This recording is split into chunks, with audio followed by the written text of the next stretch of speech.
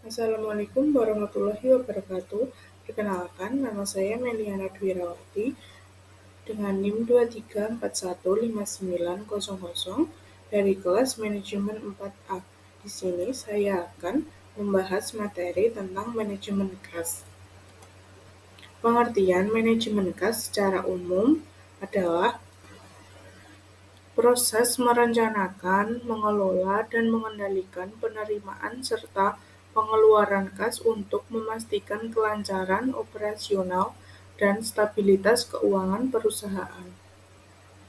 Pengertian manajemen kas menurut ahli James G. Van Horn yang berbunyi cash management is the process of managing cash inflow and outflow efficiently to meet the firm obligation and optimize liquidity, yang artinya manajemen kas adalah proses mengelola arus kas masuk dan keluar secara efisien untuk memenuhi kewajiban perusahaan dan mengoptimalkan likuiditas. Tujuan manajemen kas ada 5. Yang pertama, menjaga likuiditas perusahaan. Yang kedua, memastikan ketersediaan kas untuk memenuhi kewajiban tepat waktu. Yang ketiga, menghindari kelebihan kas atau idle cash yang tidak produktif. Yang keempat, memaksimalkan penggunaan kas untuk investasi jangka pendek. Yang kelima, mengontrol arus kas masuk dan keluar secara efisien. Berikutnya ada fungsi manajemen kas. Yang pertama, perencanaan, memperkirakan kebutuhan kas masa depan. Kedua, pengendalian, yaitu mengawasi penggunaan kas agar sesuai rencana. Yang ketiga, pengumpulan, yang artinya mempercepat penerimaan kas dari piutang. Yang keempat, pengeluaran, yang artinya mengatur pembayaran agar tidak terjadi defisit. Yang kelima, penyimpanan dan investasi, yang artinya mengelola kelebihan kas agar tetap produktif. Berikutnya ada sumber penerimaan kas. Yang pertama, penjualan tunai. Yang kedua, penagihan piutang. Yang ketiga, pendapatan bunga atau investasi. Yang keempat, pinjaman dari bank atau lembaga keuangan. Berikutnya ada penggunaan atau pengeluaran kas. Yang pertama, pembelian bahan baku dan barang. Yang kedua, pembayaran gaji karyawan. Yang ketiga, pembayaran tagihan seperti listrik, air, sewa, dan lain-lain. Yang keempat, pembayaran utang. Yang kelima, investasi atau pembelian aset. Strategi mengelola kas ada 4, yaitu yang pertama, mempercepat penerimaan kas, yang artinya diskon pembayaran lebih awal. Yang kedua, menunda pengeluaran kas, negosiasi tenggat pembayaran. Yang ketiga, pengelolaan saldo minimum, yang artinya menjaga saldo kas sesuai kebutuhan. Yang keempat, investasi kelebihan kas, yang artinya ditempatkan pada instrumen likuid dan aman. Contoh soal, yaitu PT Maju Jaya membutuhkan dana kas operasional sebesar Rp240 juta per tahun. Setiap kali perusahaan mengambil kas dari rekening investasi dikenakan biaya administrasi sebesar Rp100.000. Sementara itu, tingkat bunga tahunan dari investasi tersebut adalah 6%. Berapakah jumlah kas optimal yang harus ditarik PT Maju Jaya setiap kali menurut mode Baumol? Jawaban dan pembahasan. Metode yang digunakan metode Baumol.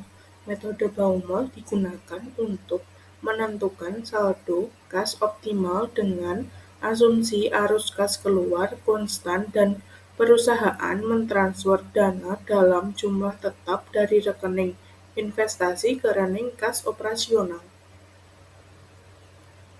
Berikutnya adalah jawaban dan pembahasan.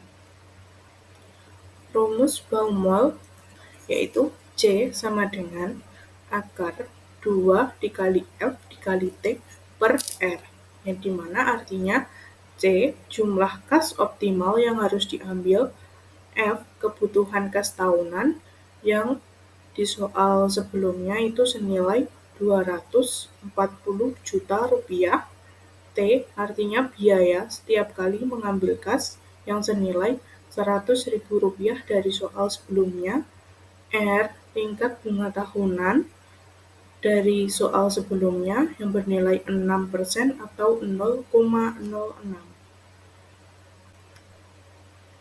Berikutnya adalah cara penyelesaian soal dari sebelumnya. Penyelesaiannya C sama dengan akar 2 dikali 240 juta rupiah dikali 100.000 per 0,06. C sama dengan 48 juta rupiah per 0,6 yang dihasilkan dari 2 dikali 240 juta rupiah dikali 100 yang hasilnya 48.000 rupiah sama dengan C 800 juta rupiah sama dengan 28.284.271 yang berasal dari perhitungan di atas. Jawabannya adalah jumlah kas optimal yang sebaiknya ditarik PT Maju Jaya setiap kali dari rekening investasinya adalah sekitar 28.284.271 rupiah. Kesimpulan dari manajemen kas sangat penting untuk menjaga kelangsungan dan stabilitas keuangan perusahaan. Perusahaan harus mengatur arus kas masuk dan keluar secara efisien agar operasional tetap berjalan lancar. Penggunaan alat bantu seperti anggaran kas dan laporan arus kas membantu dalam perencanaan dan pengendalian. Kekurangan kas dapat menyebabkan masalah likuiditas, sedangkan kelebihan kas yang tidak diinvestasikan menjadi tidak produktif. Manajemen kas yang baik akan memaksimalkan penggunaan dana dan meminimalkan risiko keuangan. Manajemen kas yang efektif adalah kunci kelancaran operasional dan kestabilan keuangan perusahaan. Demikian presentasi mengenai manajemen kas, semoga bermanfaat dan dapat diterapkan dalam praktek keuangan. Dan sebelumnya mohon maaf jika presentasi dari saya agak kurang rinci atau jelas, dan mohon maaf apabila dalam penyampaian tadi terdapat kekurangan atau kekeliruan. Saya sangat terbuka untuk masukan dan pertanyaan. Terima kasih atas perhatian dan waktunya. Wassalamualaikum warahmatullahi wabarakatuh.